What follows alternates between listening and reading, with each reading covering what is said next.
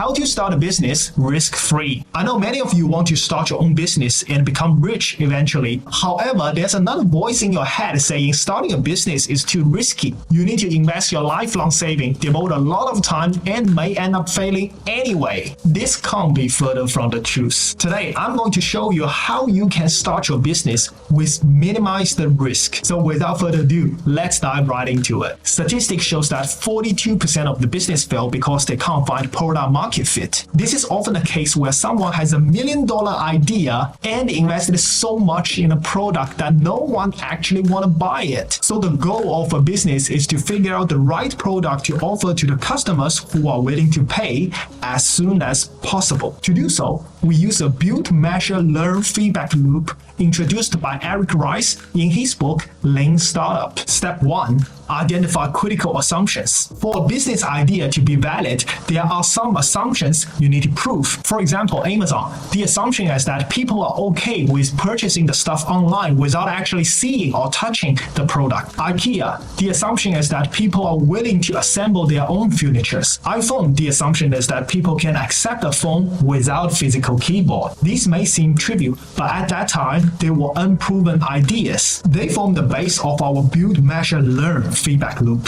Essentially, the answer to those questions are the learning we need to do. They are called valid learning. Different from the traditional learning where you read a book or watch a YouTube video. In these cases, you haven't applied those knowledge in real life, so you are unsure if they are right or not. But valid learning comes from experiment your idea and assumption in real life, see the result, and gain knowledge. In this case, you are confident with the learning outcome. It must be 100% correct because it happens in real life. So how do we test our assumptions? Step 2.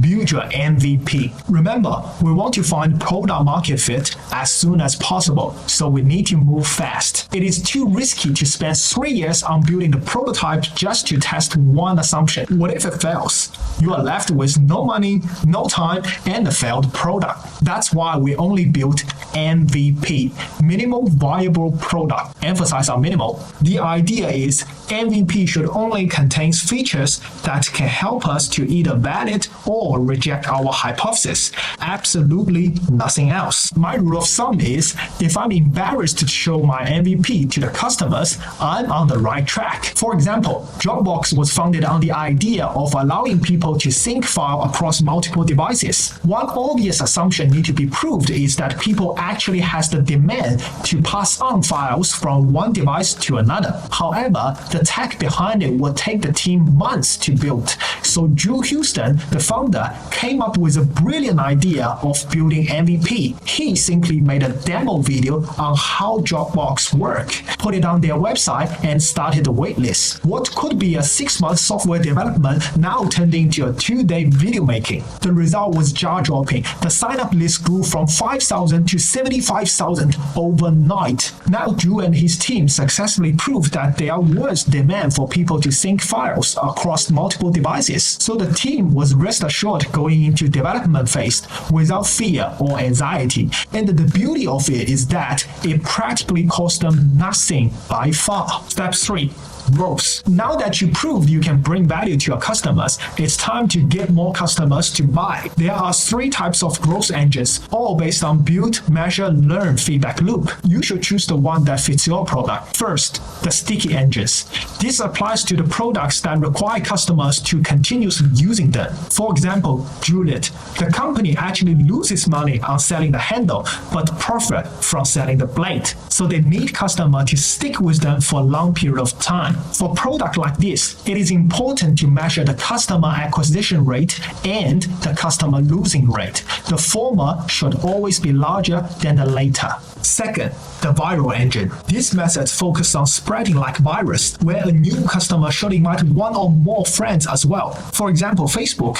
In its early stage, new users often need to invite their friends and family to use Facebook as well, so that they can fully utilize its functions, such as seeing each other's posts and forming forming a community. After all, what's the fun in Facebook if you don't have any friend who can give you a thumb up? Speaking of which, if you like this video by far, please click the like button. It will help me a lot. Anyway, this type of product need to focus on the viral coefficient, which is how many customers can a new customer attract. If for every one new customer, there are more than one customers he or she can attract, that means exponential growth. Third, paid engine.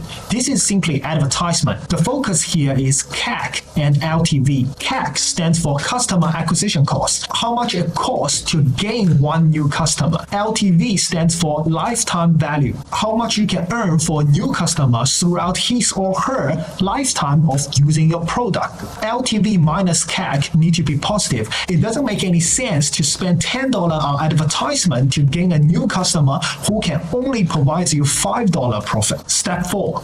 Measure. Technically, this isn't a step. Measure is something you need to be constantly doing during that build, measure, learn feedback loop. For example, while building and testing your MVP, you need to measure if an assumption is valid. To what degree can we say it is proved? Maybe when we have 5,000 active users, maybe when we receive our first payment. Also, while growing, depending on your growth engine, you need to constantly monitor some metrics. Whenever they fell below certain thresholds, things need to change. So it's critical to design the metrics you want to measure. There are 3 rules when it comes to metrics.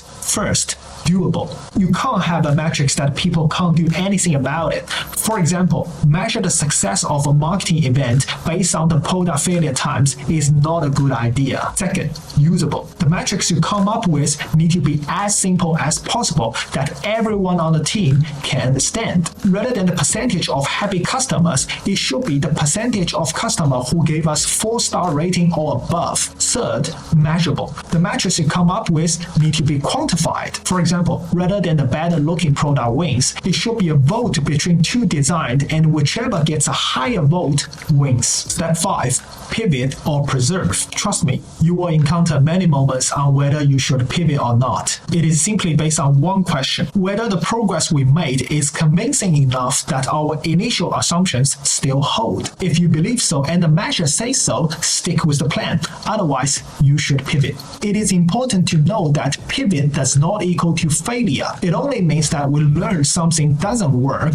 and we are trying other things that may work. There are several ways. First, customer segment pivot.